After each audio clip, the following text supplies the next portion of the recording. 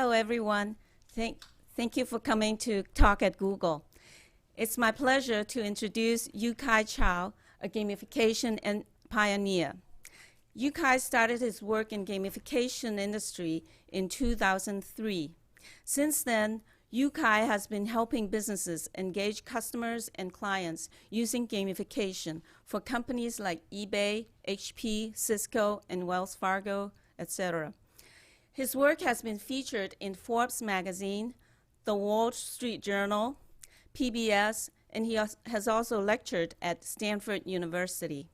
It's no wonder that Yukai was awarded the Gamification Guru of the Year award for both 2014 and 2015 by the World Gamification Congress based in Europe.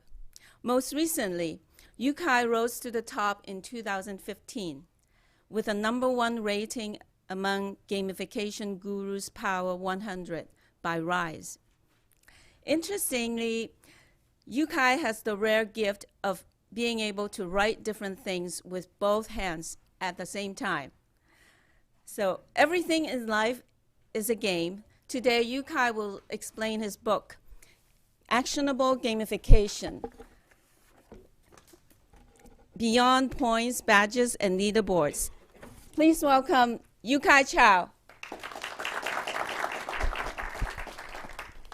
Thank you very much. It's a great pleasure to be here. So today, we're going to talk about a framework on actionable gamification. So that's me, Yukai Chou.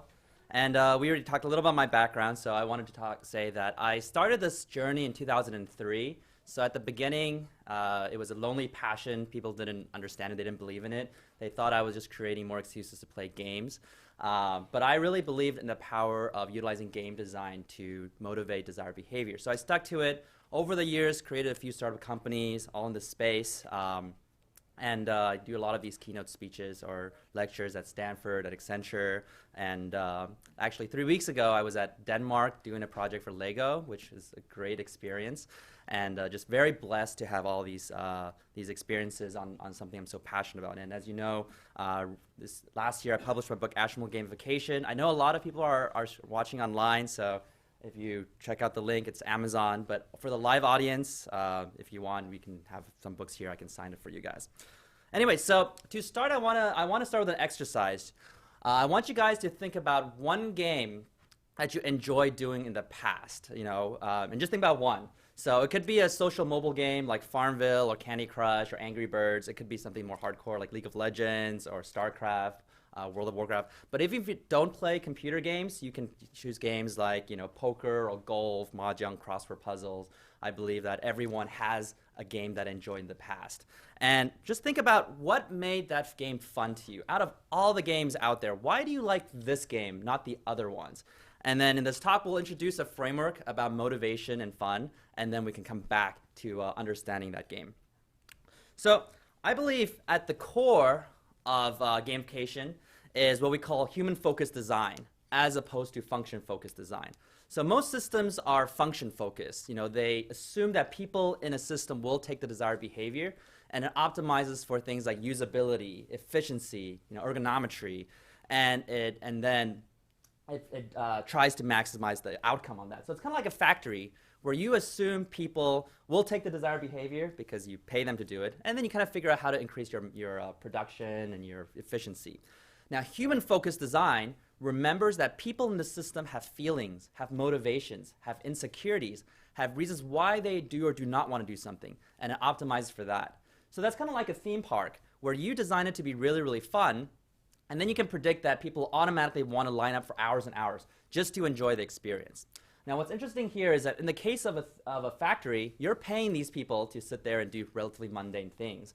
But in the case of a theme park, they're paying you to stand in line for hours and hours because they want to enjoy that experience so much. Now, the reason why we call this field gamification is because I believe the gaming industry is the first to master human-focused design. Because there's no real purpose to play in a game, right? You never have to play a game. You have to, go to school, do your taxes, do your training. Even if you don't like it, just kind of suck it up and do it. I call it contaminated motivation.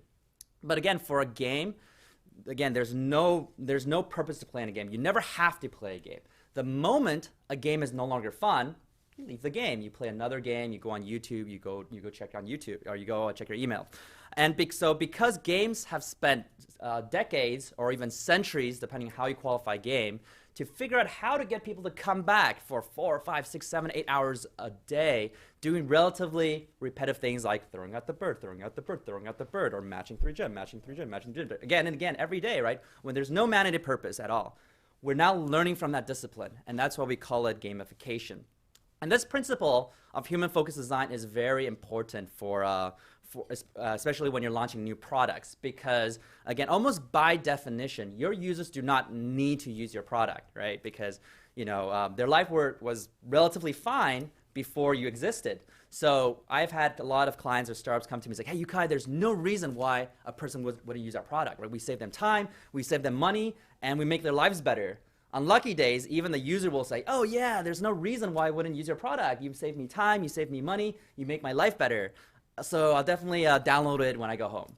And then if you have experience on launching new products, a lot of times you'll see 6 months later, you meet the same person. It's like, hey, did you use the product? What did you think about it? And they're like, oh yeah, it sounded really cool. I still intend to do it. I just got busy. I'm sorry. And I'll definitely do it when I go home today, right? And so this person is busy, but chances are this person has been playing games over the past 6 months, right? So this is a conundrum in terms of there's all these things we know that are important in life, healthcare, education, product design, but we don't want to spend time doing. And then there's these games that have no purpose, and we spend all that time doing. So just because you're useful, you have good functionality, you have good technology, does not mean people will want to use this product. It has to engage with the human brain. And so I was very lucky because a few years back, gamification became an industry. A lot of companies started to care about what I've been doing. So sometimes even politicians, university, hospitals, they're asking me to do this gamification work. And there are more and more people coming out, and they want to do more gamification.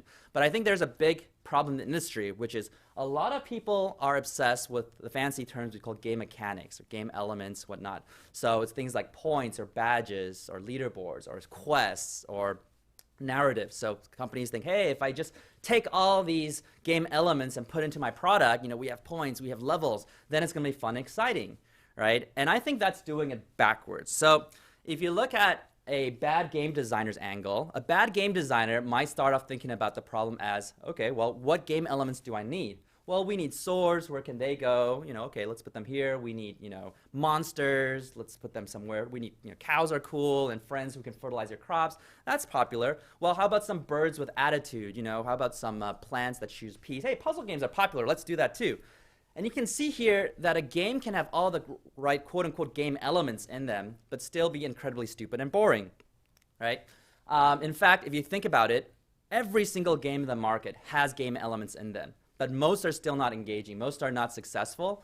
And so it's not realistic to think that, hey, if I just take those game elements that are even found in boring games and put into my product, it automatically becomes fun and successful. That just doesn't happen. Only a few well-designed games achieve mass success. So if you look at it from a good game designer standpoint, instead of thinking about, oh, what game elements should I use, they can start off thinking about it as, how do I want my users to feel? Do I want them to feel proud? Do I want them to feel inspired, even scared for some horror games? And once they understand, okay, how do I want my users to feel? That's when they think, okay, what are the game elements that I can put in to implement, to create those type of feeling? Maybe it's swords, maybe it's monsters, maybe it's cows or friends. The key here is that good gamification design does not start with those game elements that people love to talk about, but really starts with our core drives, our psychology. So this is where I introduced my Octalysis framework. So I spent many years studying, again, what makes a game actually fun. So what I did, I studied a lot of games that are very similar to each other. Sometimes one is just a clone that just copied the other game.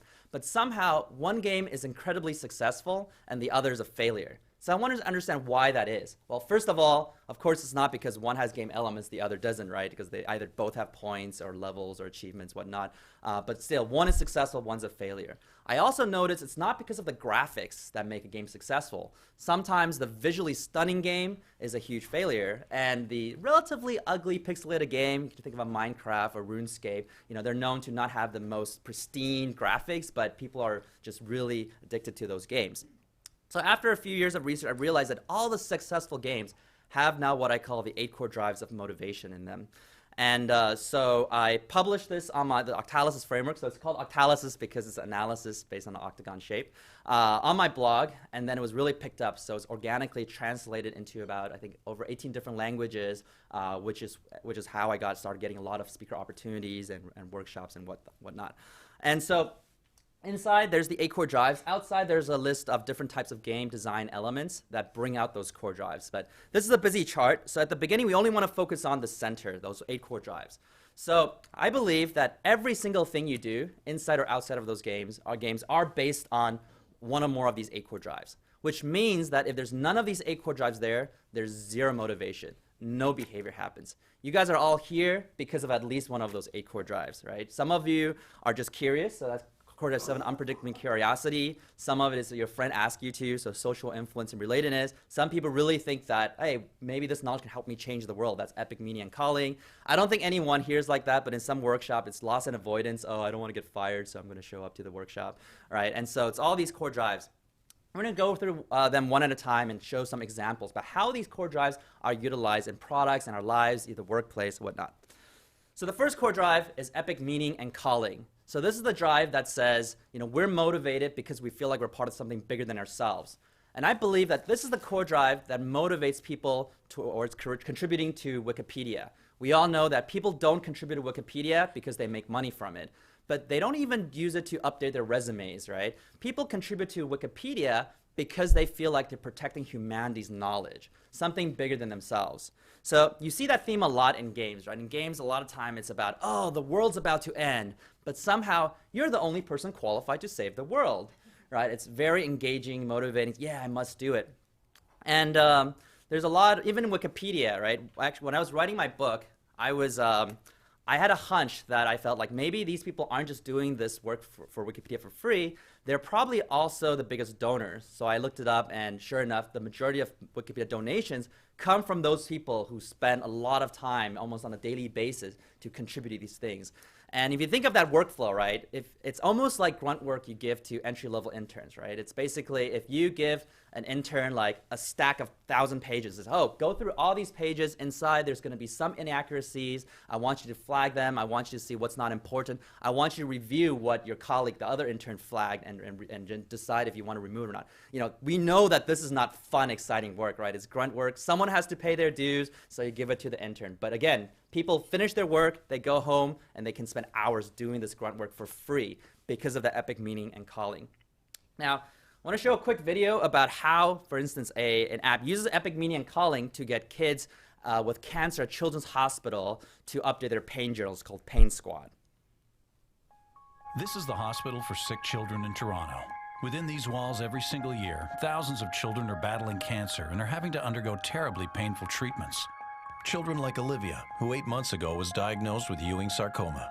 The hospital is continually trying to minimize this pain, but to do it, they must first understand it better, and most importantly, discover the medications that are working best. To do this, they need these young patients to record exactly how they're feeling in a pain journal. The challenge is that after multiple chemotherapy and radiation treatments, many kids are too tired or discouraged to even hold a pen, much less keep a detailed journal. And the sad reality is that if this data is not collected daily, it's useless. We needed to find a creative solution to collect data every single day, and with the Pain Squad mobile app, that's just what we did. To begin, our patients were enlisted as recruits in Pain Squad, a special police force dedicated to hunting down pain. We gave each recruit an Apple iPhone loaded with the Pain Squad mobile app. Then twice a day, an alert from headquarters told patients it was time to complete their pain reporting mission. Because the reports worked with iPhone's user-friendly touchscreen, kids could easily fill them out. With a simple flick of the finger, they could identify exactly where and how much it hurt, as well as which medications were working best. But making it easy was, well, the easy part.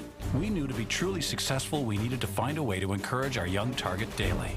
So we called in some police reinforcements. Hey, rookie. Welcome to Pain Squad. It's really great you're here. We need all the help we can get to help put pain in its place. We brought together the casts of Canada's top police dramas, Flashpoint and Rookie Blue, and filmed a series of inspiring videos, then deployed them throughout the app. To encourage the kids to fill in their reports, we built in a graduation structure. When a recruit completed 3 reports in a row, they received a message from HQ informing them that they were moving up the ranks. You are now officially a full-fledged detective in Pain Squad. Well done. At this rate, you might even be the next chief. They just don't make them like you anymore. You truly are one of Pain Squad's best and brightest. Keep it up. Back inside the precinct, recruits could check to see when to fill out their reports and how many badges they had earned. And once their last report was filed, they were sent one final message informing them that they were being retired from the field. But this case isn't closed yet. Your squad is still fighting. We couldn't have done it without you. So way to go. The Pain Squad app is now set to roll out into 4 other Canadian hospitals. And due to its success, it will soon be made available everywhere. The app is an excellent tool. That's her control over the pain because she's able to document it herself, but she's using an app. She just glides right through it, and it makes her feel that she's a part of this. It's fantastic that you all were able to come up with this. It really helps. Just got the word from Chief. Turns out you've been doing so great, he feels like you're ready to move up. You're well on your way to putting pain in its place.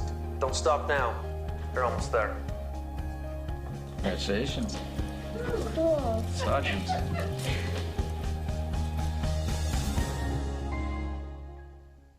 Okay, so it's hard to empathize with, but if you can imagine if you're a child with cancer at a children's hospital, you feel like, you're very lonely, the world doesn't care, and when you go through an extremely painful session, the last thing you want to do is take out a little book and write, oh, where does it hurt? How much does it hurt, right?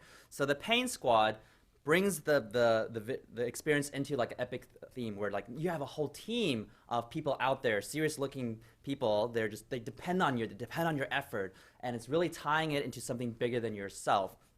And you can see early on that there's one key term they said, well, making it easy was the easy part, right? A lot of technology, when we look at them, it's about making it easy, simple, straightforward. But where's the motivation, right? Because if people have no motivation, then it doesn't matter how easy it is. People just won't do it. So what I really respect about Pain Squad, they didn't just say, oh, we want this epic meaning and calling. They doubled down on it. So they hired a lot of these, not real police, but famous actors from famous police shows, and they started filming this video. So now the user, the child, can see like, oh, I'm getting encouraged, I'm feeling I'm leveling up, and that feeling is a strong kind of epic meaning and calling in that experience. So I was really impressed by how they not only saw that vision, but it's like we need to fully motivate them with that type of quarter of one epic meaning and calling. Now, some people come to me and say, hey, Yukai, that's cool, it's changing the world and all that stuff, but we're just a tool, right? We're just useful, functional. Like, how do you bring epic meaning and calling to a tool? There's no fun purpose to it or world-changing thing to it. And so I like to bring up the GPS app Waze, which Google purchased. And so when you think about a GPS or navigation tool, you don't think about it as something fun, right? It's very functional. You just like turn left, turn right, get to your destination, right? Not just very functional. And so when Waze came out, about, I think 7 years ago from Israel as a startup, they were in a market with a lot of heavy players, right? A lot of companies with a lot of market share, a lot of money. And so they had to innovate. So they add a lot of gamification to their experience. Some are fluffy, some were great, but of course they had to try new things. The one thing that I really respected what they were doing is they also added the epic meaning and calling into their onboarding process. So in the early days, when you first sign up to Waze, they show you an image, and on the left side of the image, they show you this big snake monster. And the snake monster is made out of a road with cars stuck on it. And the name of the snake monster is called Traffic. Well, they didn't name it, but implicitly it's called Traffic. On the right side, you see cute little Wazers with nice helmets and swords and shields. They're working together to fight this big snake monster. And below, it has one tagline: beat traffic together. Right? So when you are driving Waze on, you're no longer just, again, turning left and right, getting to your workplace. You're helping a huge community of brave Waze knights, battle this huge monster called traffic. And of course, no one likes traffic, right? Everyone hates traffic. And the way to take down traffic is to drive with Waze on, because Waze is a user-generated GPS. As you drive with Waze on, you're absorbing the information, the data about, oh, where's the traffic, where's the car stuck on the road, where's the policeman. And so now even if you know how to drive to your workplace, you still want to drive with Waze on because you feel like you're contributing to a higher vision. And the powerful thing about this epic meaning and calling is that sometimes it makes people do things that are against their self-interest. So in the early days, because it's user-generated, sometimes Waze wasn't very accurate. So it took me to the wrong location about 2 to 3 times, and I was 15, 20 minutes late to my meeting. And you think most cases, right, when you fail at the only thing you're promised, because the only thing the navigation app is supposed to do is take you to the right place, right? And so most times if you fail at the only thing you're supposed to be good at, people will say, well, this is a piece of crap, I'm going to delete it. But in the case of Waze, a lot of times when it takes people to the wrong place, not only do they not get angry, they panic and they say, oh, no, the map is broken. I need to go fix it, right? And how powerful is that when you fail at that one thing you're supposed to be good at? People aren't mad at you, they want to fix it. And again, it's because this epic meaning and calling, Core Drive 1, is not about what I want, what I get out of it, how my benefits of it. It's really about how I can give up myself for that higher vision, for that vision. Right? And when you see a crack in that vision, you actually want to work hard to cover that vision so other people don't see that. Sometimes a company can build that epic meaning and calling into their own brand. So, throughout the years, I've had friends walk up to me and say, hey, Yukai, I'm saving up to buy the next iPhone, right? Hopefully no one's on the Android team over here. And it's like, I'm like, well, you don't even know what's in the next iPhone. It could suck. And like, I don't care, Yukai, I'm buying the next iPhone, right? And so what you see here is this person first self-identifies as an Apple person, and then they need to do everything Apple people need to do, which is buy iPhones, iPads, MacBooks, walk around and said, well, I don't have that problem because I use a Mac, right? And I'm personally guilty of that, especially when I'm watching my wife use her PCs. Very frustrated. But so that's why this image could be kind of funny. It's like, well, you think your Mac's so cool, can you do this super Windows trick, right? But this is an accidental. Apple very intently built that epic meaning and calling to their brand. If you think about the 2 most successful commercials Apple's ever done in history, the first one is called 1984, and the other one's called Think Different. And so in 1984, for those who don't know, was launched in 1984 in the Super Bowl ad, and they were basically saying that, oh, because of Apple computers, 1984 won't be like George Orwell's dystopian society novel 1984, and IBM won't be the big brother controlling everything. So Apple liberates human beings. Right? And Think Different is the campaign that's about 15 years ago, and it's about, oh, here's the crazy ones, because those crazy enough to think they can change the world are the ones who do. So those were the 2 big campaigns. And what's interesting about those 2 commercials is that none of them talk about products, right? Like, they don't talk about, oh, we have color screen now, we have more RAM, we have more storage space, right? That's what all their competitors are doing. Now, Apple just says, well, we believe in this vision, right? If you're part of this vision, then you're an Apple person, right? So in 1984, people's like, oh, that's amazing. I want to be part of this liberation movement. And of course, the way to do that is to own a Macintosh. And then later on, it's like, oh, Think Different. Oh, that's amazing. I want to be the crazy ones who change the world. And of course, the ways to do that is to have 1,000 songs in your pocket, right? And so it's all about that vision, that belief. You don't even need to know what they sell, but it's about, oh, I believe in this vision. And so then people become irrational about it. It's like, oh, well, Androids have better specs, it's a better deal and all that stuff, so you should look at this. No, I'm an Apple person, I need to go Apple, right? And I believe that epic meaning and calling will stay until like Apple does something stupid and it's no longer a vision worth believing, right? They mess up with the privacy. It's like, oh, now they're like an evil empire. They're the big brother or whatnot. And that's when people's like, oh, maybe I should look at the specs again. Oh, it's kind of overpriced or things like that. So that epic meaning and calling is very important in a lot of different aspects when you think about it. I think Google has a very strong type of epic meaning and calling in its culture, especially in the early days, in terms of how in the early days, the Google founders, when I was reading all the books about Google, they're saying like, well, we want to create an environment where we would like to work at. So they assume that every employee at Google not either is an entrepreneur or wants to be an entrepreneur. So no one's going to be at Google just because they have to be there. They get paid for it, right? It's kind of like what we talk about games, right? The moment a game is no longer enjoyable, they leave the game. They play another game. So Google was thinking about the same thing. How do we get people to stay here? And so they're thinking about, okay, epic meaning and calling. They have a few different core drives, but one of the things about epic meaning and calling is about, okay, 1, we organize the world's information, and 2, we do no evil. So now some developers are saying, well, I can get a paycheck anywhere, but at Google, I feel like I'm changing the world, and I'm part of, being part of the good guys, and that's important to me, right? And so that's part of the motivations, the early design of a human-focused design for culture. Core drive 2 is development accomplishment. So this is the drive that says we feel motivated because we are leveling up, we're achieving mastery, we're improving ourselves. And that's a very engaging process. So this is where most of the points and badges and leaderboards you see fall into. So points are just counters, right? They show you a sense of development. So it's like, oh, well, even though I'm doing the exact same things every day over and over again, at least I see this number go up or this progress bar more forward. So I feel a sense of progress and development.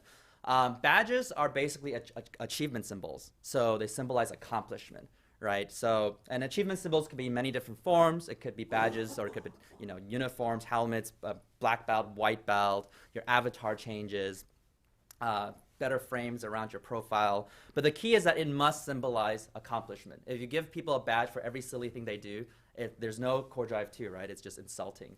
So, and one of the key examples that use a lot of gamification in e-commerce, eBay, right? Some people over the years like, oh, I don't believe of gamification. I don't believe it'll ever work. It's like, well, did you know eBay was one of the biggest gamified e-commerce sites? They're like, oh, never thought about that, right? If you think about a generic e-commerce website, it's not necessarily intuitive to have this competitive bidding system, to have this, mutual feedback system, this little path to level up from a yellow star seller to your blue star to your power rated seller. And I remember when I was eBay seller about maybe 12 years ago, I had 10 positive feedback, and they sent me the certificate signed by the CEO saying, yay, you're a yellow star seller. And I was so excited at the time, I printed it out and put it on my wall. Yeah, and it's probably still with my parents somewhere. But again, that's from the seller side, right? But on the buyer side, there's also that sense of accomplishment, right? Because when you bought things on eBay, you didn't just buy something, right? No, because anyone with money can buy things. That's boring, right? No, when you bought something on eBay, you feel like you won. Sure, maybe you overpaid by 10, 20% than what you would otherwise pay, but at least you beat those 10 other bastards that were bidding against you, right? And so that's why people every hour they come back, oh, did someone outbid me? Did someone outbid me? Oh, they outbid me, I'm gonna bid them back. And so that becomes a very engaging process where some people say it's addictive experience from both the buyers and sellers. Now, another company that used this core drive development accomplishment is Twitter. So most people remember Twitter's innovation being limiting your characters to, your messages to 140 characters, right? But if very few people remember that, oh, Twitter also pioneered the one-way follow. At Twitter's time, back in the day, social network was two-way, right? You invite me to be a friend, and I don't want to make you feel bad, so I accept, and we're both friends now. But Twitter comes out, and Twitter says, no, you can follow me, but I don't have to follow you back. Which means if 1 million people follow me and I follow 0 back, I'm super awesome, right? I'm a rock star, man. And so this is when A-list celebrities like Ashton Kutcher decided to raise a challenge against CNN to see who can reach 1 million followers, right? And Ashton Kutcher, he's an A-list celebrity. He has hundreds of millions of fans, right? So why does he really care about that million? But it's hard. It's hard to get followers. And this is very important because at the time, a lot of these technologies were just stuck in Silicon Valley and with people who read like TechCrunch and whatnot, but it never got into the mainstream. But because an A-list celebrity like Ashton Kutcher wanted to do this challenge, suddenly you have all these little girls. It's like, hey, they're doing the videos like, hey, vote for Ashton on this thing called Twitter. We love you, Ashton. And then CNN wants to do that too, but they need to be more professional. So on every news, they're like follow us on CNN. Yeah, being professional just means having a lower tone. And so you can see here that at the end, Ashton Kutcher won, right? So he's like, victory's ours, 10 exclamation marks. He's so excited, so pumped, so happy, right? And again, why does he care about that 1 million? It's because, it gives them a sense of accomplishment.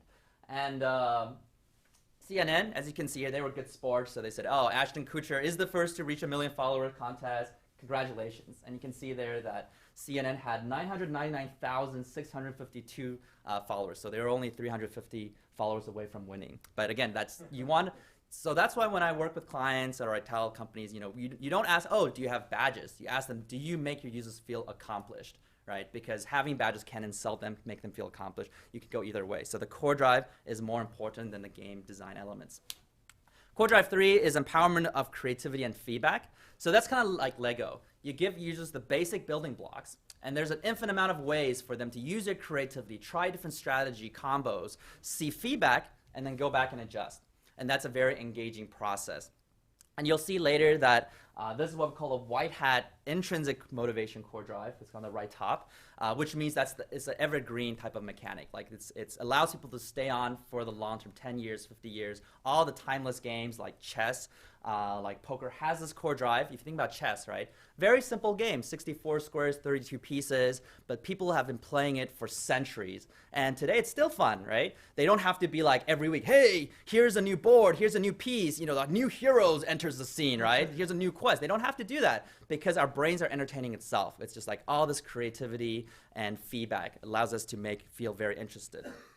And so some people come to me and say, hey, Yukai, most people play games for like 2 to 6 months and they quit. So if we gamify our product, are we shooting ourselves in the foot? And the answer is no, for 2 reasons. The first reason is because earlier, remember I said, again, you never have to play a game, right? The moment a game is no longer fun, you leave the game, right? Well, hopefully your product, your training program, whatever it is, has a purpose to it, right? So even if it's not fun, people probably should do it, and chances are right now it's not that fun, and they're still doing it. So just attempting to make it more engaging probably wouldn't result in people just leaving because of that.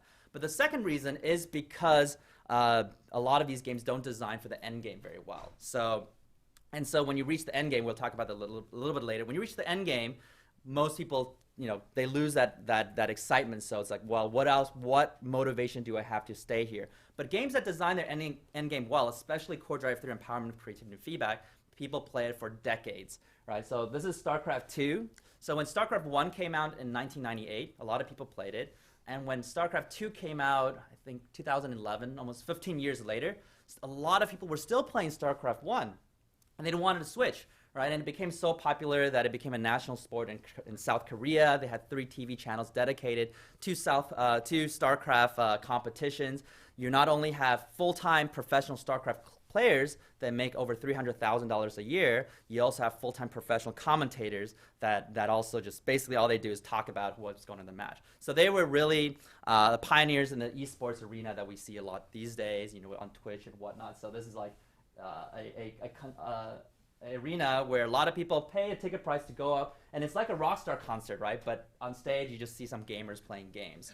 And there's millions of dollars of prize money there. So again, when your game is well designed for the end game, especially when you have empowerment of creativity and feedback, you have an evergreen type of mechanic, and people can play for a very, very, very long time. This also matters a lot in education. So if you look at kids who play card games like Magic the Gathering or Pokemon or Yu-Gi-Oh!, they have to remember a ton of information. There's usually over 1,000 cards. Every card has a lot of different stats, their health, defense, whatnot. And the kids who play this well not only memorize every single card, they remember things like, oh, your card counters my card counters his card. If you think about it, that's actually more information than the periodic table. So it's like these kids not only memorize every single element on the periodic table, they memorize the exact placement, the exact weight, and exactly how every single element interacts with every other element. So they'll know things like, oh, this plus this together is the granite combo. But if you switch the order around, it becomes the diamond combo. It's more powerful, right? It's mind-blowing. But if you ask the same kid, oh, so what is the 4th element? They're like, I don't know, oxygen, nitrogen, I don't know, helium. And it's not like this kid suddenly went from a genius to an idiot. It's because of a motivation difference, right? For the periodic table, they study this to, pass their tests, not get in trouble with their parents, and they study hard enough to get their acceptable score. Doesn't matter what is A student, B student. They get it to their acceptable score, and they stop, and they probably go out and play games. But when they study, when they're looking at the card games, every single card allows them to become more powerful, right? Utilize more strategies, beat their friends. And so as a means to an end, if they have to memorize a lot of information, that's not only tolerable, that's enjoyable, right? So a lot of times education should really be about how do you empower them to their creativity to learn more things. Core Drive 4 is ownership and possession. So this is the drive that says because we feel like we own something, we want to improve it, we want to protect it, and we want to get more of it. So this obviously deals with things like virtual currencies and virtual goods, but it's also the drive that makes us want to accumulate wealth or collect stamps, things like that. It also has things that are a little bit more abstract, like if we spend a lot of time customizing our profile or our Dropbox folders or our avatars, we feel more attachment and ownership over it.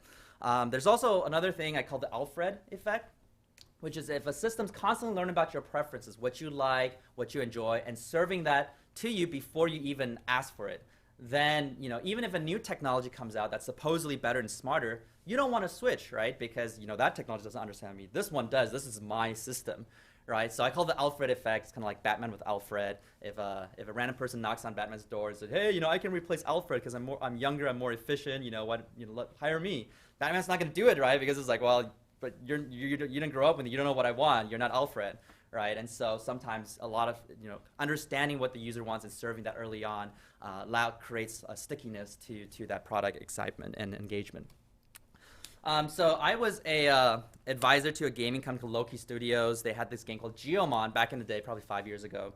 And Geomon is like a game, kind of like Pokemon, where you go around and capture monsters and you train them. The difference is that the monsters you capture is based on your physical location, based on your cell phone. So if you're next to a river, you can catch a river monster. If you're on the mountain, you capture a mountain monster.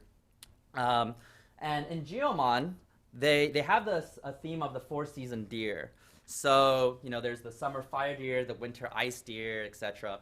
And the thing is that once you have 2 or 3 of the 4-season deer, you automatically want them all, right? It's kind of just awkward having 2 or 3 of the 4-season deer. Now, the problem is that you can only capture this deer at the right season. So for the gamers, that means they probably have to wait 3 to 6 months before they can get all of it. And to the gamer, this is like a huge amount of wait time, right? So in the game, a lot of people are obsessed about trading for these 4-season deer. Some people really pay real money for it, and just so they can collect all of them. And these 4-season deers aren't even that powerful. You almost never use them in battle. It's just that it's just nice to have that collection. And so this game was actually bought by Yahoo years back, and Yahoo shut it down. And the gamers didn't know that. The gamers thought the startup was running out of money. So all of these gamers, a lot of them are high school kids, they banded together and they raised a commitment of $700,000 to see if they can keep the game alive. Because they're like, oh, I spent so much time collecting all these monsters, right? And that ownership possession drive really motivate them for it. We'll come back to this game later in another core drive. But so that's a collection set type of game design, but a collection set has been used in other ways too. So one example is the McDonald's Monopoly game, where McDonald's wants people to buy more soft drinks and fries because they get more margins on that. So they did something where whenever you do these desired behavior you buy over there, they give you a little piece of property on the Monopoly board. And if you collect all of them, then you unlock a big reward.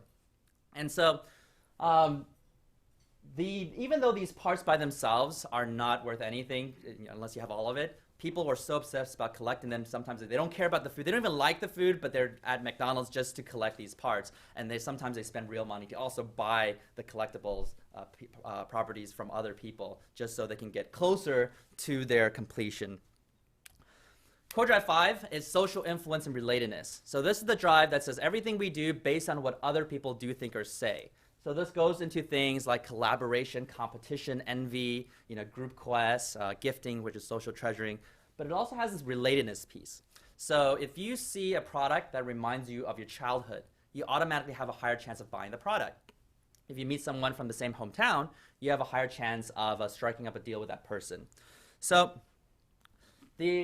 one theme in the social influence core drive is the group quest. So a group quest has been in games for a very long time, right? It's like there's if you can beat the boss, you can reach a win state and you unlock a lot of amazing rewards. However, the only way to beat the boss and reach the win state is if you have a lot of players participating together to fight the boss, right? So this has been in games for a long time, and more relatively recently, businesses saw that it's like, hey, we could apply this kind of group quest mechanism into business. So then you have Groupon coming out and saying, hey, look, if you reach the win state, you have a major reward, a 50% discount. However, the only way to reach the win state is if you have a lot of people participating together. And so now people are recruiting their friends to be part of this quest.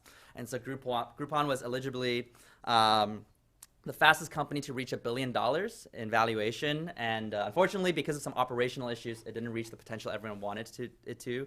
I think it still makes it still made a few billion last year. But we also know Kickstarter, Indiegogo, very successfully utilizes this group quest theme.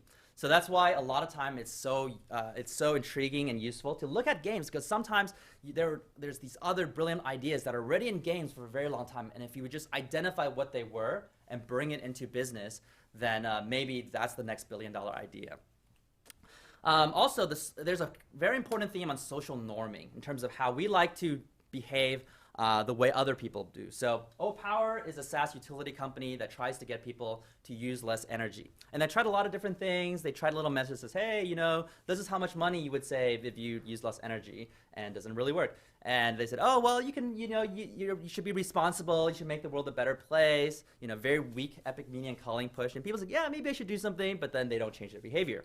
So what they saw worked really, really well was when they showed people a chart that says, hey, look, this is where you're at, this is where your average neighbor's at, and this is where your best neighbor's at. And when people are like, whoa, wait a second, I know I'm not some like world-saving hero, but how can I be losing to Bob down the street? That makes no sense, right? And so suddenly people change their behavior. So you want to show them the social norm, and then they change their behavior. Amazon, right? A lot of people say Amazon, well, eBay uses gamification, but Amazon does not. Actually, Amazon has a lot of very subtle gamification elements. There's a leaderboard on the top reviewers. There's this 3-star, 5-star system. But one of the most successful features Amazon reports is their recommendation engine, right? Amazon says that 60% of all their sales came from people clicking on this link and then buying something. And what does it say there? Customer who bought this also bought, right? It's basically telling you that, hey, look, a lot of people who are just like you are spending their money here, so maybe you should spend your money here too, right? So it's a lot of that social influence and relatedness. We also know, as you scroll down, we love the reviews, right? And what's interesting is that, a lot of studies shows that we usually don't trust the reviews from critics, right? We trust the average people that are like us, which doesn't make any sense, kind of, because it's like, well, these critics have dedicated their lives to figuring out what's good, what's bad, what's worth your time. They spend all this energy writing a thoughtful piece, but people don't trust that. They're like, well, I believe like Bob has the right answer. Bob says, oh, this book is awesome. Yeah, it must be awesome then, right? I'd say it's kind of like some guy says, well, my friend Michael, he says the doctor's wrong. And Michael reads a lot of health magazines. And it's like, well, why would you think someone who reads health magazines is better than someone who dedicates life to medicine and went through med school, right? But again, we trust people that are similar to us, a social norming thing. And so you have the reviews. We look at it. Like I said, there's a top 1,000 reviewer. There's a lot of little subtle gamification elements in Amazon too. But you want to be very careful because social norming works both ways. If you tell people that it's the social norm to not, like everyone is destroying the environment, and you should be better, then that oftentimes does not work. So in Arizona, there was the issue with a petrified wood theft. So people were stealing petrified wood, destroying the environment. So they did an experiment. They put on 3 different signs. The first sign says, oh, for the past few years, thousands of people have been stealing our petrified wood. It's terrible, destroys the environment. Basically, don't do it. The second sign just says, please don't remove the petrified wood from the park. And the third sign is the control group. It has no sign at all. So it just like see what people do. And then they put some easy to steal petrified wood around the forest to see what people would do. And so the results were surprising for many people. So when there's no sign at all, about 3% of the people were stealing the petrified wood. But when they just put a sign that says, oh, please don't steal the wood, it reduces almost by half, right? 1.67 people steal. However, when you show the sign that says many passengers have removed the petrified wood from the park, blah, blah, blah, suddenly 7.9% of the people were stealing. So that sign at the top, it not only does not deter crime, it promotes crime. And the reason is because people are like, whoa, it seems to be the crushing norm that everyone is stealing. Maybe I should do it too, So you want to be careful about what you're telling people as a social norm. It's true, sometimes we want to be unique and different in some environments, right? But usually we pick a few things in our life, 2 or 3 things that we just really want to be different on. But then for everything else that we're on autopilot, what toothpaste you're using, blah, blah, blah. It's based on the social norm, what people like you are doing, and also what we've always been doing in the past. Core drive 6 is scarcity and impatience. So this is the drive that says we want something just because we can't have it. So if grapes are on the table, we don't really care about those grapes. Maybe we'll eat a few because of convenience, but we don't value them. But if these grapes were locked behind the glass shelf, just beyond your reach, then we're always thinking about it. Oh, you know, can I have them? When can I have them? Are they even sweet? And so the exclusivity is enough to drive the behavior. So that's kind of how Facebook started, right? At the beginning, Facebook said, oh, we're only for Harvard students. If you don't have a harvard.edu account, too bad, can't use Facebook. And then Facebook said, well, we're open to Harvard, a few Ivy League schools, and some schools that your high school buddies got in, but you weren't smart enough to get in. Too bad for you. And then it opened up to more schools. So I remember in 2004 when Facebook opened up to UCLA, like everyone rushed into Facebook. Not because they already knew how amazing Facebook was, right? Because no one used it ever. But that exclusivity itself, because they couldn't go in and suddenly they can, that's when they rushed into using Facebook. Core Drive 6 is also a core drive where a lot of social mobile games use to monetize on. So some people will go into a game like Farmville and say, you know, this game is kind of fun, but I'll never spend real money on a stupid game like this. And then eventually Farmville starts to dangle this little mansion in front of your face, and you're like, this mansion's pretty interesting. Let me see what I need to do to get it. Oh man, I need to do about 40 more hours of farming to be able to afford this mansion. You know, that's a lot of farming, right? Oh, but wait, I just have to spend $5 and I can get the mansion immediately. $5 to save 40 hours of my time. That's a no-brainer, right? And so now you're no longer spending $5 to buy some useless pixels on your screen. You're spending $5 to save a lot of your time. And now suddenly that's a worthy transaction. So it just kind of messes with our value systems. And what's funny here is that technically these games are all free to play, right? So you play the game for free, and then you pay money to play less of the game. So it's like, so is the game fun or not? If it's fun, why are you spending money to skip gameplay, right? And this we'll see later. It's the difference between the extrinsic versus intrinsic motivation. But yeah, a lot of, and you'll see later that this is a black hat and extrinsic motivation core drive. But last year I interviewed this guy who's an engineer. He spent like $40,000 on one mobile game in a year. And it's not like he's a millionaire, right? He says his other interest was motorcycles. So because he played this mobile game called We Heroes, he's going to be buying one less motorcycle in his life. And but you know that it's a lot of that what we call the black hat drive that drives these obsessive behavior. Oh, so remember Geomon, the little game? So in Geomon, there is a monster called a Mozzie, and the Mozzie is a Firefox. And the only way to capture a Mozzie is you have to be next to a Mozilla Firefox headquarters, which meant that in the entire world, only a few people got to capture Mozzies. I lived in Mountain View here at the time, and I got a lot of Mozzies. They thought I was a hacker, all the other players. But everyone wanted one because it was so rare. And so I just took a random screenshot of a public chat board, and you can hear Vincent7512 says, I wish I had a single Mozzie, then at this point in my life, I could die happy. Right? And you think that, hey, look, you know, when you're public saying that, most people are like, come on, get a life. It's just a game, right? But no, on line number 3, you'll see that Valerie Fox 18 says, me too, Vincent, me too, right? And it's so just all these very sad gamers that like, oh, I want a Mozzie, please, I want a Mozzie. But that does nothing compare to the burning phoenix, the Lorelix. The only way to capture Lorelix is you have to be at a place that's extremely, extremely hot, like 110 degrees Fahrenheit or 45 degrees Celsius, something that's just extremely hot, which meant that at one point in the game's history, there was only 3 players who owned a Lorelix. And needless to say, everyone wanted one. So the gaming company got called by a mom once, and she was saying, oh, you know, my son is sick. He's been sick for 2 weeks. He can't get out of bed. And he said the only thing that can cheer him up is if he had a Lorelix. And he says, and she says, I don't know what it is, but he says, you guys have it. I'm happy. I'm willing to pay $20 if you can give him a Lorelix. So again, that scarcity itself. And Lorelix, again, is not that powerful. Like some people play, but it's not like the most powerful ever. A lot of people don't use it, or they wouldn't use it. But so the scarcity also has this very sticky factor. So I was an advisor for a while, helped them balance their ability trees, yada yada. So I played it a bit, and then I stopped playing it, right? And I finished my project. So for an entire year, I did not think about the game. I did not play the game. The only thing I did is I met with the CEO to discuss monetization strategies and business development, stuff like that. But then one day I was traveling overseas with a client, and I was at a place that was extremely, extremely hot, and I just felt like the sun was burning my skin, and I'm like, and the first thing that came to my mind was, I wonder if I could capture Lorelix here. Right? And it's funny because I don't even play the game anymore. I don't even care about the game. But because a Lorelix is so rare, my brain just thinks, well, maybe if I could get one, I should get one. right? So that scarcity triggered my mind, and I didn't download the app because of that, because I knew it was silly, but it still has that stickiness factor. Cool. Core drive 7 is unpredictability and curiosity. So this is the drive that says, because we don't know what's going to happen next, we're always thinking about it.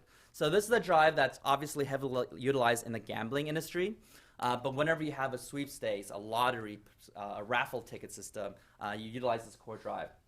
It's also the drive that makes us want to finish a book or a movie, which is why we hate spoilers. And there's a lot of scientific research behind this core drive. The most famous one is called the Skinner box. So scientists, B.F. Skinner, put animals in a box, and inside the box there's a lever.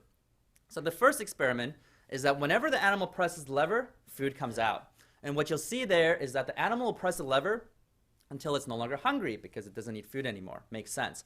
But when you change the mechanics to the point where whenever the animal presses the lever, food may or may not come out, and sometimes do come out. What you'll see is that the animal will constantly be pressing the lever, regardless if it's hungry or not, because it's just messing with its brain. Will it come out? Will it come out? Will it come out? So there you have like gambling addiction right there in the little Skinner box. So there's a lot of ways to utilize it. One popular theme is the Easter egg, which is a reward that you don't expect. So there's different things in gamification design. There's the fixed action reward. You know what you need to do, and you know what the reward is. It's earned lunch.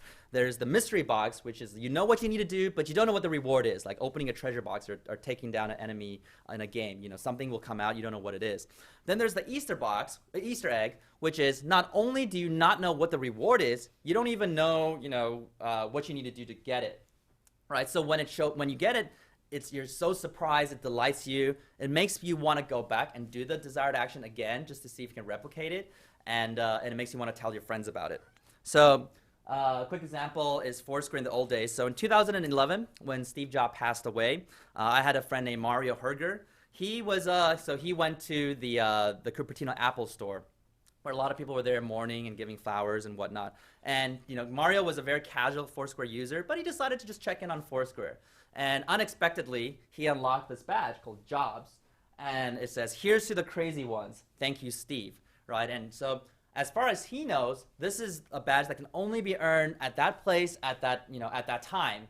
And it was just so unexpected that it delighted him, besides the mourning and the sadness for Steve Jobs, and it made him want to go to more places to check in on FourSquare to see if he get more of these Easter eggs. It made him want to tell his friends, and made me kind of talk about this too as an example. So that Easter egg was very useful. These days, I actually got an Easter egg from them too. So they split up to Swarm. I don't use Swarm or FourSquare a lot, but since I travel a lot, I decided to check in on Swarm when I'm at airports, just to kind of have a footprint of all the airports I've been to in the world. So I remember when I got off the plane. This is in Germany, I think, or Denmark. Norway.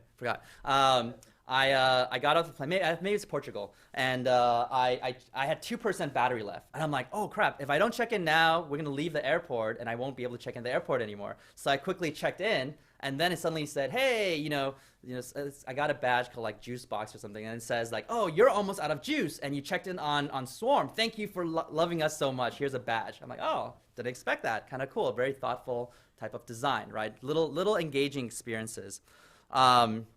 Chase also has a program like that. So Chase has a system called Chase Picks Up the Tab, which is every time you swipe with a Chase debit card, there's a small chance that they'll send you a text message that says, hey, Chase just picked up the tab.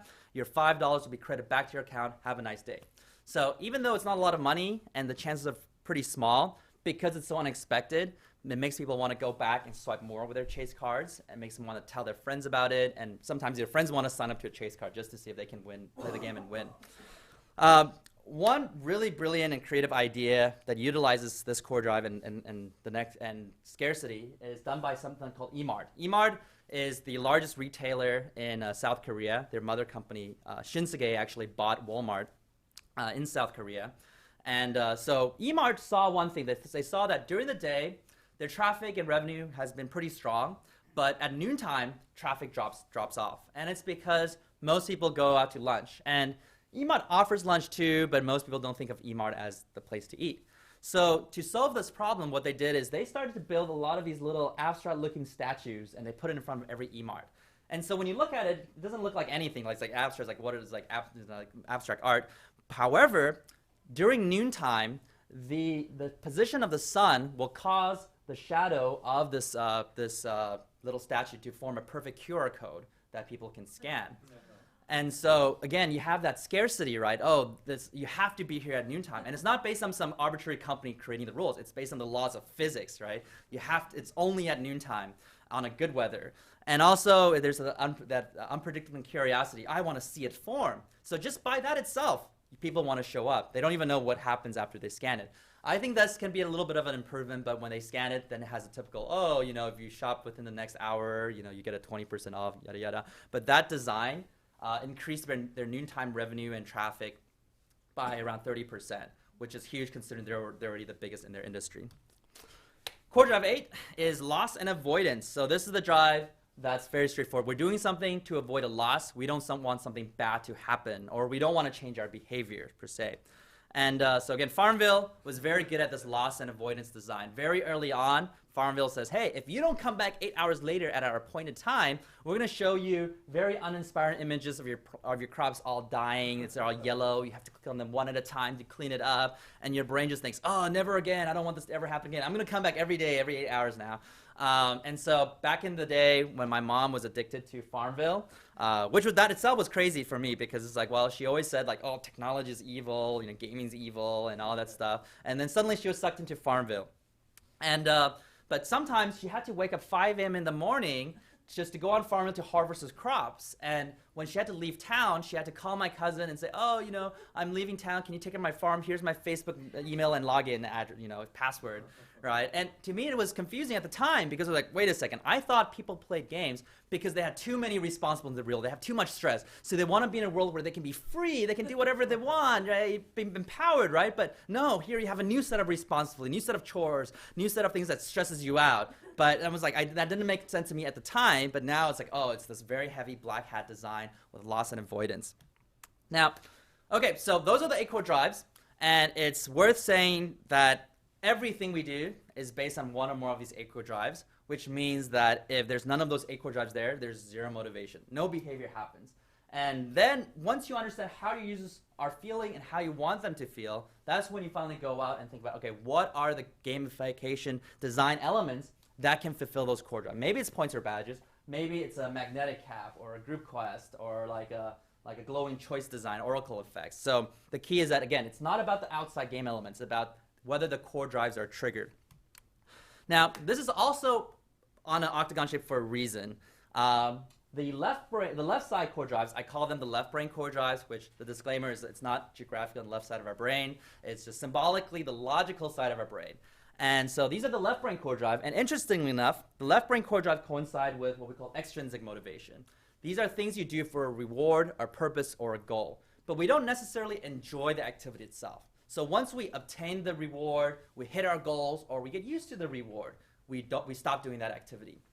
Then there's the right brain core drives that are basically things that we just enjoy doing, intrinsic motivation. These are things that we would even pay money in order to experience. So we don't need a reward to enjoy using our creativity. We don't need a reward to enjoy hanging out with our friends.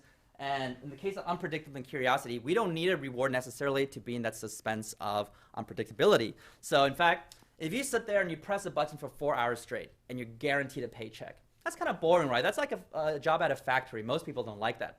But if you sit there and you press a button for 4 hours straight, and maybe you'll get a paycheck, maybe you won't. Maybe you'll lose money. Suddenly that's casino gambling, and a lot of people like that, right? Even though the payout of that is way worse, right? Guaranteed payment versus potentially losing money. But our brains crave that intrinsic motivation of maybe I'll win, maybe I'll win, maybe I'll have that sense of hope so much that we are willing to pay the casino, and we know that's how they make so much money, to go through that feeling. And so that's why that's intrinsic. Now, most companies like to design for left brain core drives, and it's because it's just so much easier to put a reward and a goal or a badge on a desired behavior you want to see, as opposed to making it actually fun. Now, the problem is that science have shown that extrinsic motivation can kill intrinsic motivation. What does that mean? Let's say I love drawing, and I always draw for free. It's my passion. Science have shown that one of the best ways for you to get me to stop drawing is to first pay me to do it. At the beginning, I'm excited. Yeah, I get paid for my passion, right? And then pay me less and less and less, $50, $10, $1, 20 cents, 1 cent. At one point, I will refuse to draw. I would be like, I'm not stupid. I'm not going to draw for 20 cents. That's stupid, right? Even though before I met you, I drew for free. So you have transitioned my intrinsic joy of drawing into that extrinsic motivation of making money. And so when the money's not enough, I stop doing it altogether. Now, you also might notice that the top core drives are more positive feeling. So I call them the white hat gamification core drives. So if we're always doing something because it's bringing us closer to something bigger than ourselves, pursuing our faith, we're achieving mastery, we're using our creativity, feels very, very good. That's white hat. But if we're always doing something just because we want to avoid a loss, just because we can't have something, or just because we don't know what's going to happen next, it's still extremely powerful in driving our behavior. But in the long run, it leaves a bad taste in our mouths because we feel like we're not in control of our own actions. So again, white hat makes users feel powerful, in control, they feel good, but there is no sense of urgency. The black hat makes people feel urgent, obsessed, and even addicted, but in the long run, they could burn out because they don't feel like they're in control. So I believe that the problem with Zynga is that they figured out how to do all these black hat game design techniques. And they don't think about it as black hat because they don't have the framework. They call it data-driven design, right? But we know because black hat drives urgency, whenever you are too data-driven, you always go more black hat because it creates immediate results. Oh, once we put a torture break on, people are coming back 3 times a day. It's amazing, and they're spending money, right? And so, but then they get more and more black hat. So all their short-term metrics look great. Their monetization, retention, the virality. However, because people don't feel good when they play Zynga games, when they can quit the game, they will, right? And usually that's the happiest day of your life. Yay, I finally escaped the demon grass of Zynga, Farmville, right? And if you're a great game, people shouldn't be the happiest when they quit playing you, right? They should be sad when they stop. So that's the thing about the black hat motivation. And recent years, they proved my theory correct by double downing on all these slot machine games too, right? And that's Core Drive 7. It's more intrinsic, but it's black hat still. And the only 2 games that they've always been successful on are games where I think they accidentally took Core Drive 3 Empowerment of Creativity Design from timeless games. So Zynga Poker and Words with Friends, right? Those are games that has always been pretty high performing, and it's because it has a lot of those white hat core drives already embedded in the game design. Those games don't have to add new quests and missions every week. But just because it's called black hat gamification doesn't mean it's necessarily bad. A lot of people voluntarily put themselves in black hat gamification in order to go to the gym more, eat healthily, and just behave better in a better way they want. So this is a funny example where this is an alarm clock where every time you press the snooze button, destroys your money. So you are waking up because of Core Drive 8, loss and avoidance, right? You don't want to lose money, so you wake up. However, you're okay with that because it's a goal you want to accomplish. You want to wake up. What people don't like is when companies, governments, marketers, parents, teachers use a lot of black hat gamification and core drives to get people to, buy stuff they don't need, work overtime without fair pay, get manipulated. And they're probably still going to do it because this stuff is obsessive. But again, the moment they can escape from the system, they will want to. So once we understand the framework, now we can analyze why different things are engaging. We can like things like Facebook. Oh, this has a lot of core drives, but there's not a lot of epic meaning and calling. There's not a lot of scarcity in terms of, these things I really want but I can't get. Early days they were, now not anymore. The epic meaning calling thing is important because a lot of people are deleting their Facebook accounts or at least blocking it, not because they don't like it, but they like it too much, but there's no higher meaning, right? They feel like they're wasting their time. So like, no, I need to stay away from it. So if Facebook increases their epic meaning and calling, if people feel like every time I'm on Facebook, the world becomes better, I'm helping children, all that stuff, then there's a higher drive to stay on Facebook and use it and be happy about the time they spend on Facebook. We can look at games like Farmville, also doesn't have epic meaning and calling. It doesn't have unpredictability. We know we're just going to harvest the crops we planted and plant new crops. A fan of mine in Israel built what we call the Octalysis tool. So it's basically, I'll give you the link if you care. So it's basically, there's a little toggle on the left. You can change the numbers and the shape grows. It'll give you you can add notes and little insights about, oh, your experience is too white hat, or there's no urgency, or it's too left brain focus. There's no intrinsic motivation. So it's a little templating stuff. Some people like it. So if ukaichao.com/octalysis-tool. You can look at Twitter, more right brain focused. LinkedIn is something really interesting to look at. So LinkedIn, you can see it's a lot of left brain core drives, right? And it's because LinkedIn is about your life. It's about your career, a lot of extrinsic motivation, right? So people feel like, oh, I need to have a LinkedIn account. However, there's not a lot of right brain core drives. So it's like they create an account and then it just sits there. There's nothing to do on LinkedIn. So unless you need to recruit someone or find a job. So again, very extrinsic focus. So for years, they've been trying to push on the social influence and relatedness core drive. So they introduced things like the social prod, which is the endorsement, right? So before there's a recommendation, which is a social treasure, which is something a valuable that only someone else can give you. But then you still take time to write a recommendation. Oh, this person is great because blah, blah, blah. I'll do it later. So they did the endorsement. Endorsement is a social prod, which means the smallest amount of energy to create a social interaction. It's kind of like a poke on Facebook, right? It's like I got poked on Facebook. I don't know what it means, but I'll poke you back. Ha!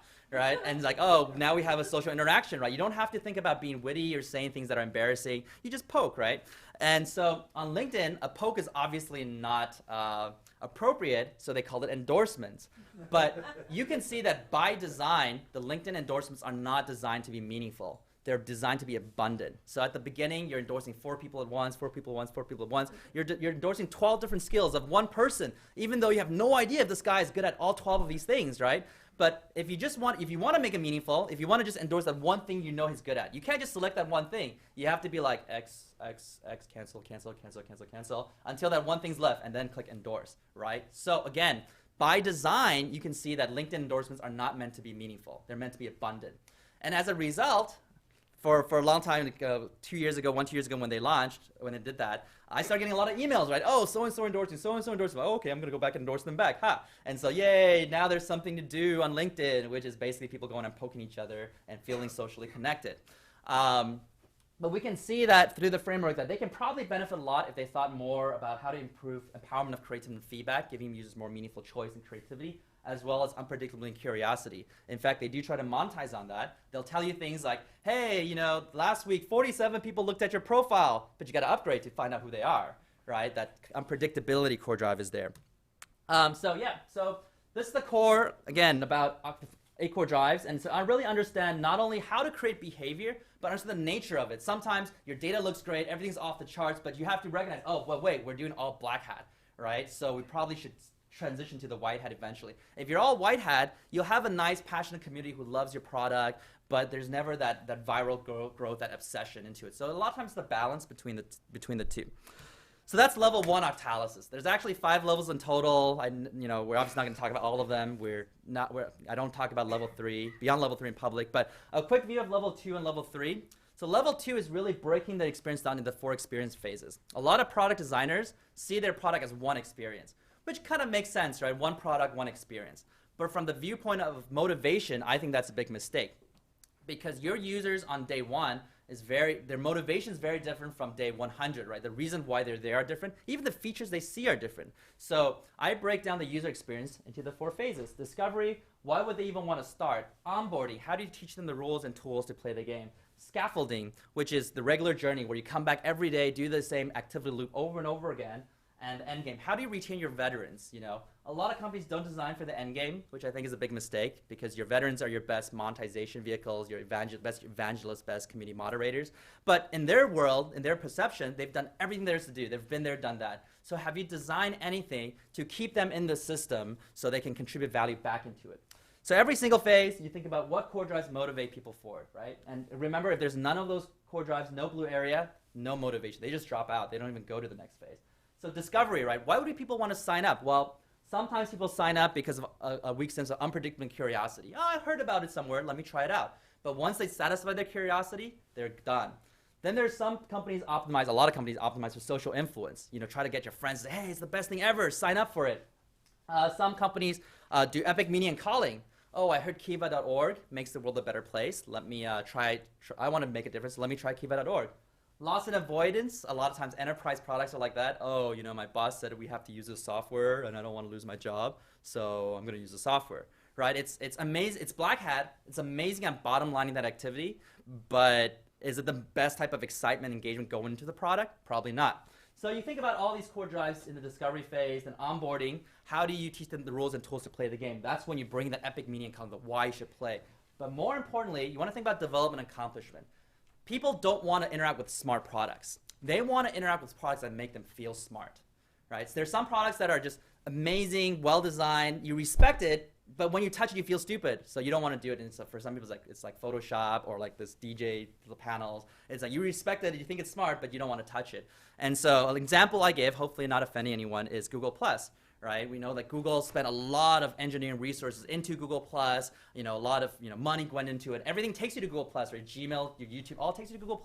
But most people, when they get there, they're like, oh, I don't get it, it's confusing, and they're gone, right? So I think this is an example of function-focused design, great technology, great functionalities, but no human-focused design. So that's something you want to think about in the onboarding in terms of how to get engaged people. Like, what core drives are you triggering? So once you understand that, you can bring another level into level 3 Octalysis and apply to different player types. So here we have Richard Bartle's 4 player types: achievers, explorers, socializers, and killers. You don't have to do this. You can be your own personas, like marketers versus engineers, or domestic market versus foreign market. The key here is that different types of people are motivated differently. So have you considered how different types of people are motivated by different core drives? And it's hard to please everyone.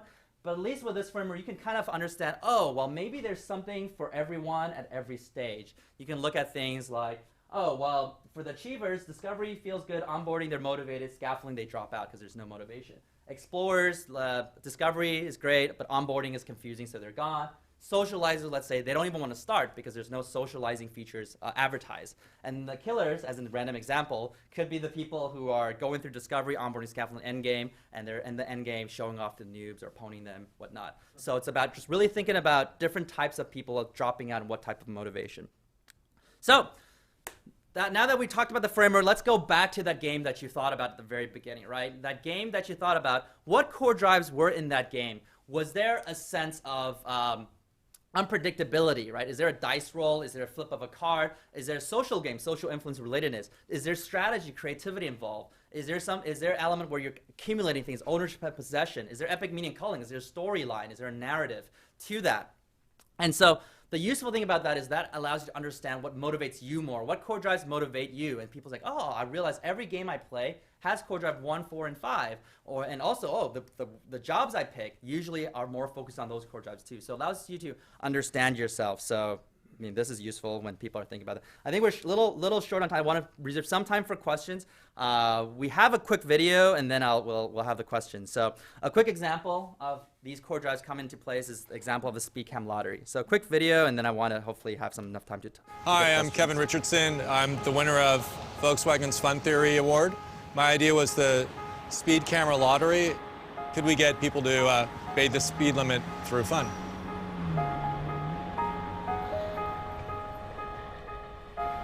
I really believe that fun can change human behavior for the better, and I was really thrilled to see that my idea, which started as a scribble submitted into this competition, might even become reality.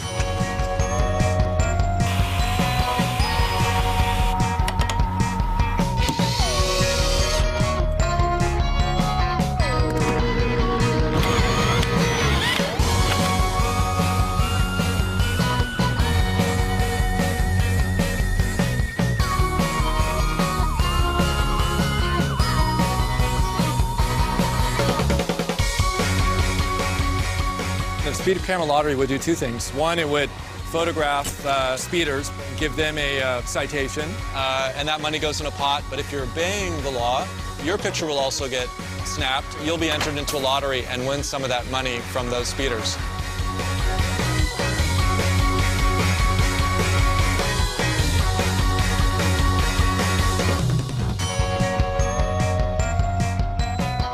Jag kör alltid lagligt, men tveksamt om man vinner. Det är ju bra positiva grejer det där. Kör lagligt och tjäna deg, det är perfekt.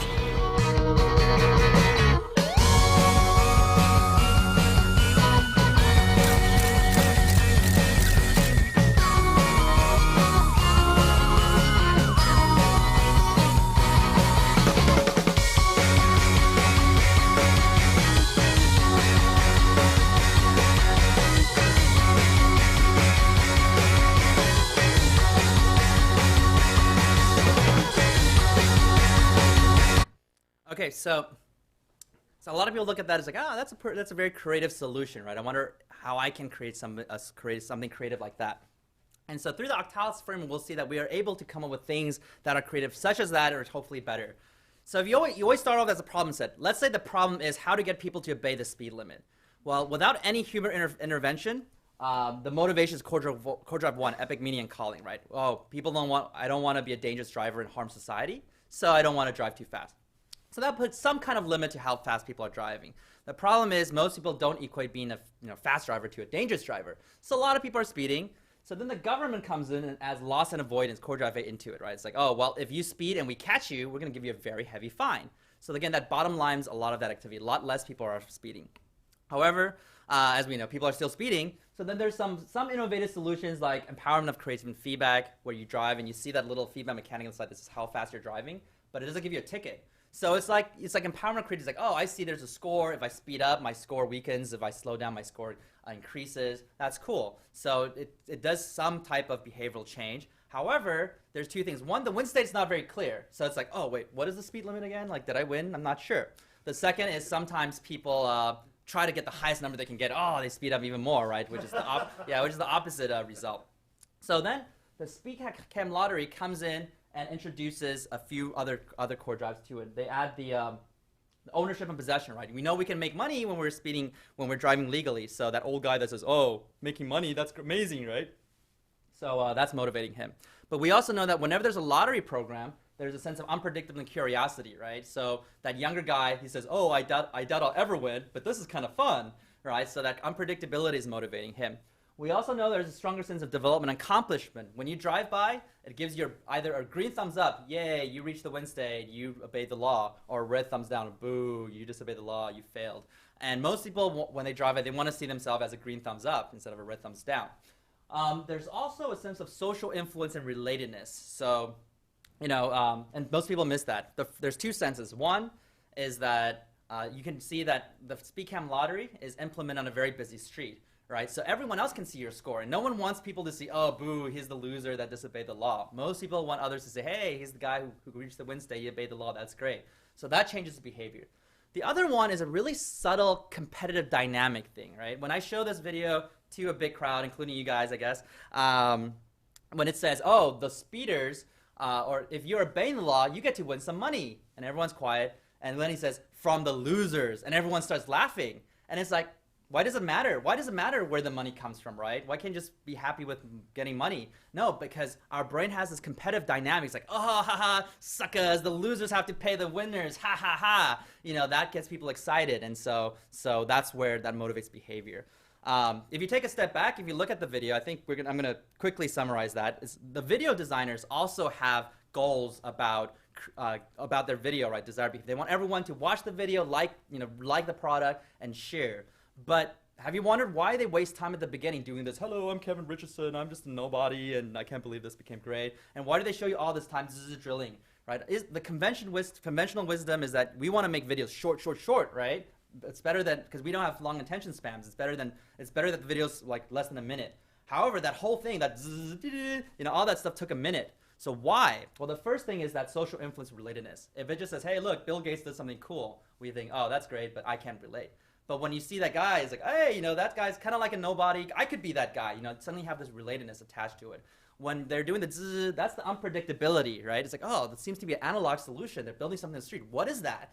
Brings curiosity. And have you ever wondered why in all these viral videos, they always show random bypassers on the streets like, oh, that's an amazing solution. Oh, that's so cool, right? Again, it's that relatedness because our brain, when we see something new, we don't know what to think about it. But when we see other people think, oh, that's amazing. Oh, then it must be amazing, right? So it doesn't matter if you're trying to get people to obey the speed limit or you're trying to create a video that everyone's sharing virally or you're getting your employees to work more collaboratively or build a product that your users can't live without. By thinking through the 8 core drives instead of just technology and functionalities, I believe you'll have a better product, better experience, and longer-term engagement. So basically, if you look read my book, all these things, there's things later on you can learn about things like the Untitled Chapter dashboard, how things come together. Like I said, I have my book on Amazon, or this link takes you to Amazon. The book is $26. For people here, I can sign it and sell at $20. I have my 3-day workshops coming up if you're still interested in learning more. So the latest link is always yukaichao.com/workshops. And this year I'm launching a Kickstarter campaign called Octalysis Prime. which is a journey about learning about all these things. But anyway, thank you very much, and look forward to some questions from you guys. Thank you.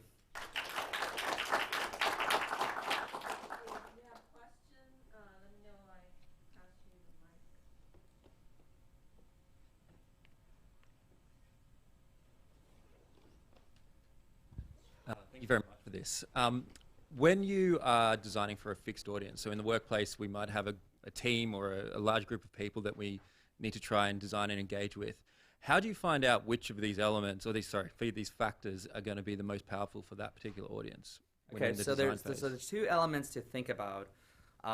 You think about the nature of the core drive itself. So again, we know black hat drives urgency, right? So if it's a one-time sales conversion event, it's black hat. So usually in the discovery phase, you do a lot of white hat marketing because you want people to feel good about your brand. But then the black hat, the conversion event, it's black hat. It's about, oh, there's an exclusive offer, scarcity, or 5, 4, 3, 2, 1, time's running out, and you get people to sign up. But once they join the onboarding, oftentimes you want to think about white hat. We talk about development accomplishment, making them feel smart, the epic meaning and calling. Then the scaffolding. So you want to think about the goal of the phase, and because each core drive, the whole thing here is that none of these core drives are more powerful than the other. They just do different things. They have different consequences also. It's to understand what they do. So that's one aspect to think about. The second one is how do you pick the player types? So different types of people are motivated differently, and you want to think about what core drives motivate them more. So sometimes when we design for international customers, right? When we design for Scandinavia, their culture is all about empowerment of creative feedback. It's about freedom, happiness, fun. But for the Germany clients, they're all about ownership possession in terms of, we need to stay organized, focused, fun is bad. Japan is high on epic meaning and calling, giving yourself up to a higher vision and go bushido, or your organization. So sometimes you just have to see what they've already been doing. So they'll tell you times of, it looks like they respond really well for unpredictable carriers. It's always a testing process.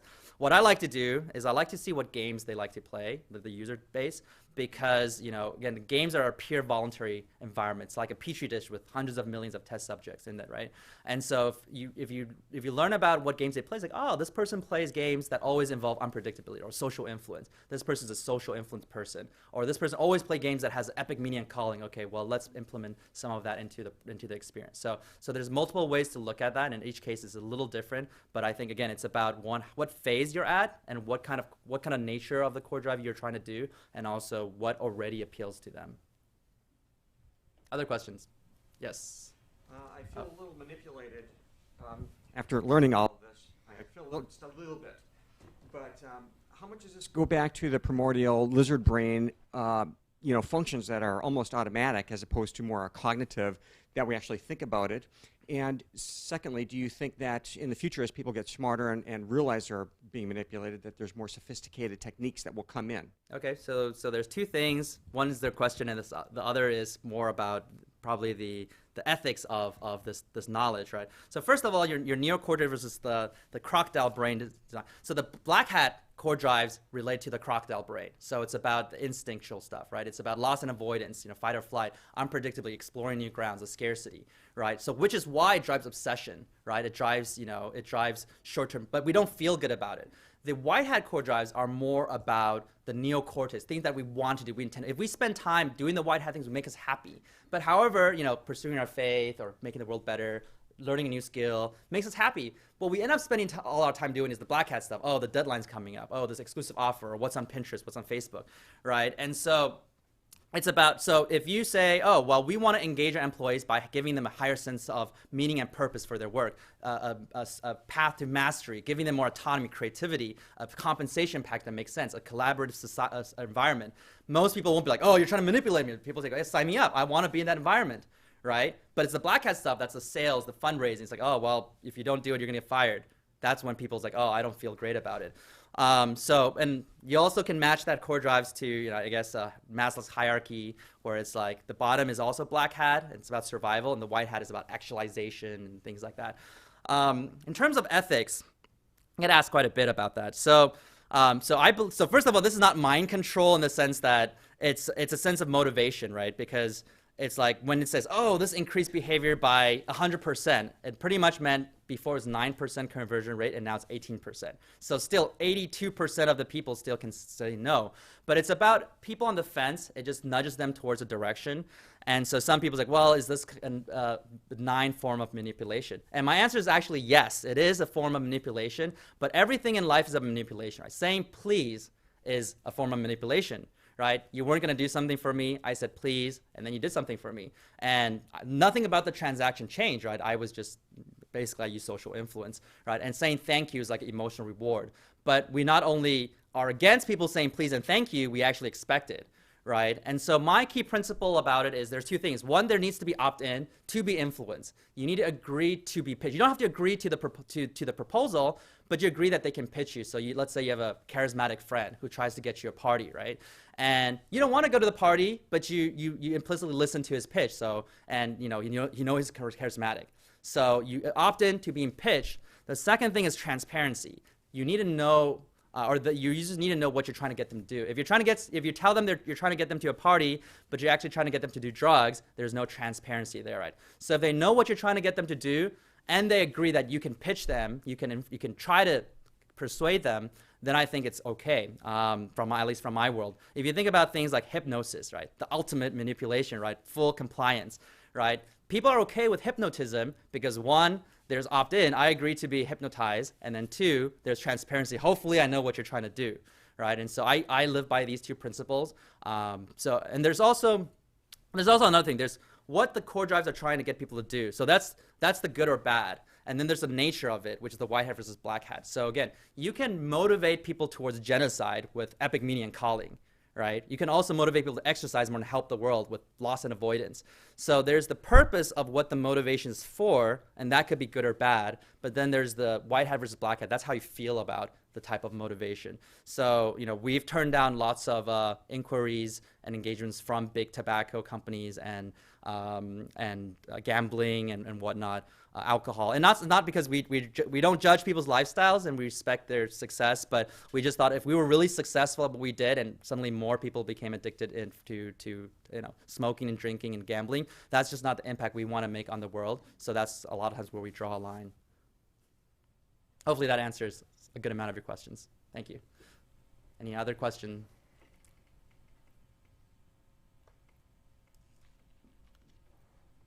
Nope. Okay, well, again, thank you so much for being here and especially being live because I know a lot of people just watch the online one. And again, I'll be around if you want to talk more or you want me to sign a book. I'm just happy to be here and help. Thank you.